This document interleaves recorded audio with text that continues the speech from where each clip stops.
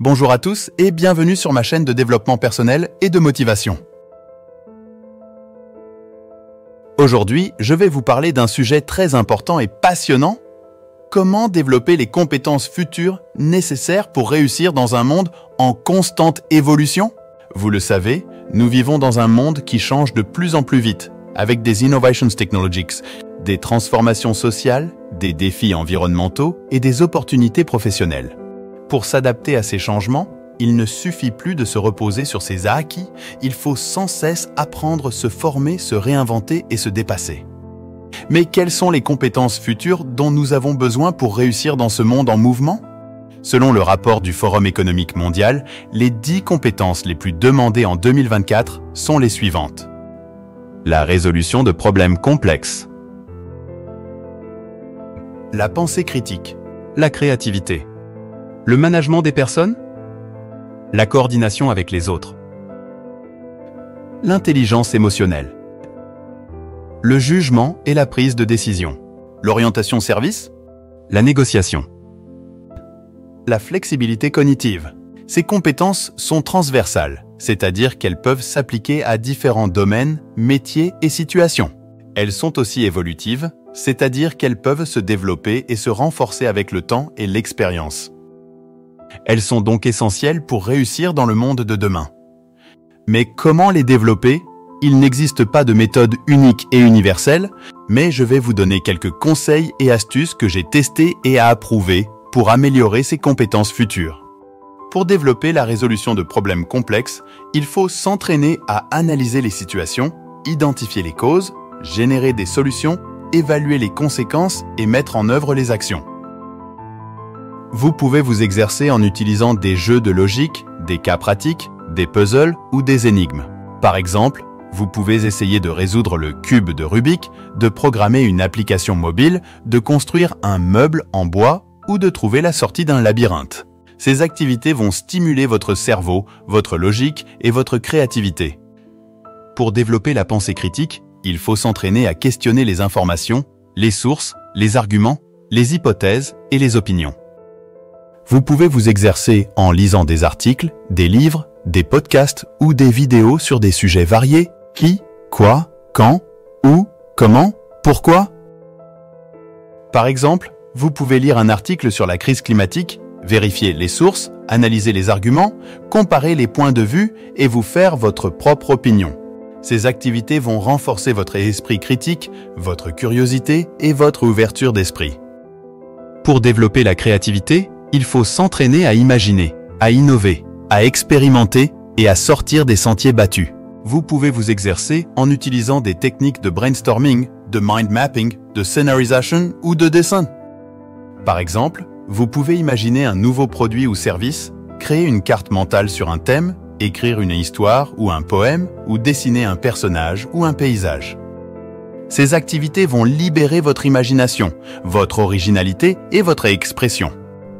Pour développer le management des personnes, il faut s'entraîner à diriger, à motiver, à communiquer et à collaborer avec les autres.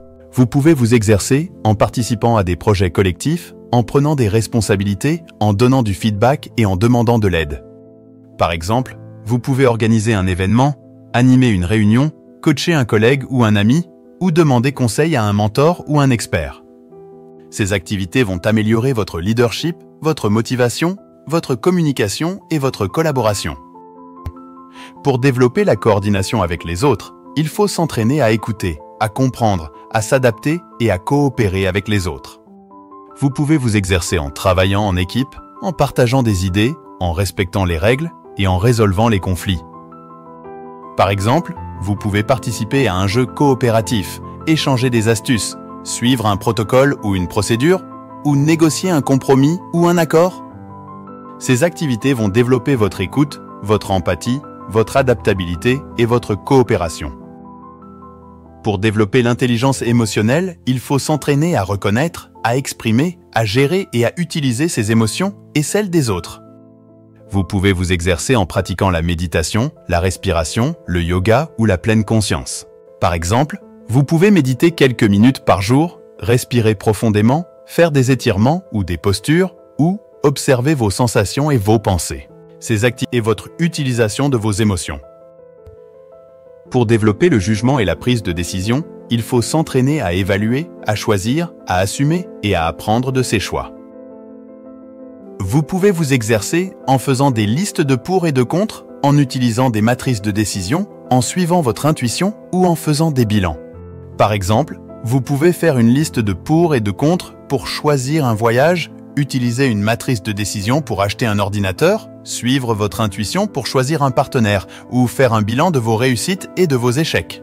Ces activités vont accroître votre jugement, votre choix, votre responsabilité et votre apprentissage de vos décisions. Pour développer l'orientation service, il faut s'entraîner à identifier, à anticiper, à satisfaire et à fidéliser les besoins et les attentes des clients ou des utilisateurs. Vous pouvez vous exercer en faisant des enquêtes, des tests, des sondages ou des interviews. Par exemple, vous pouvez faire une enquête de satisfaction, tester un produit ou un service, faire un sondage sur les preferences ou les besoins ou interviewer un client ou un utilisateur. Ces activités vont augmenter votre compréhension, votre anticipation, votre satisfaction et votre fidélisation des clients ou des utilisateurs.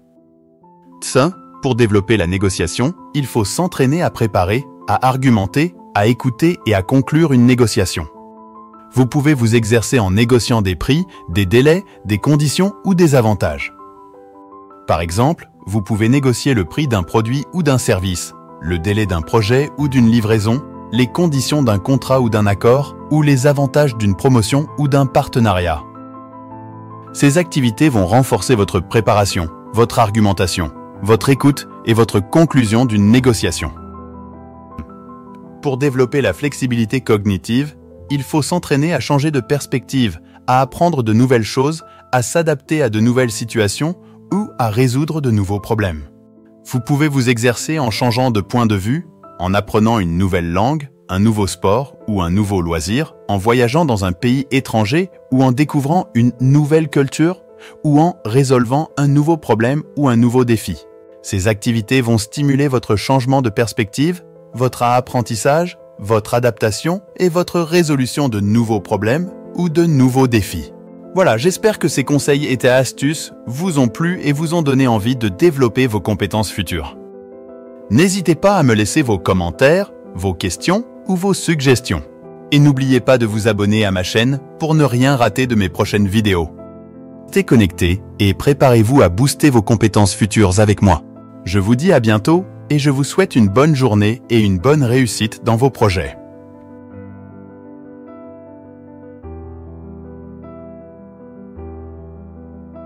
Ciao!